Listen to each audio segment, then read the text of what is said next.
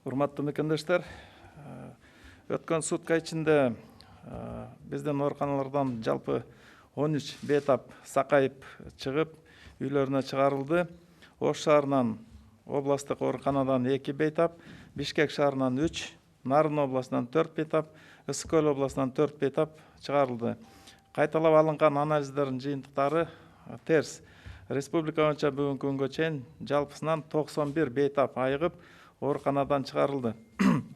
20-жылдын 16 апрелине карата республика боюнча тастыкталган COVID-19 инфекциясынын жаңы 17 учуру катталды.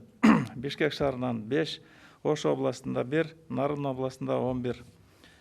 Кыргызстанда тастыкталган COVID-19 инфекциясынын жалпы 466 учуру катталды.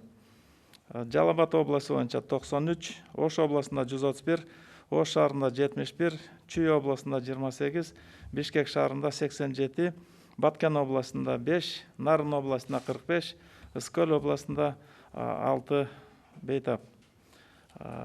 Бир сутка ичинде ушул айтылган 17 учурдун ичинде биздин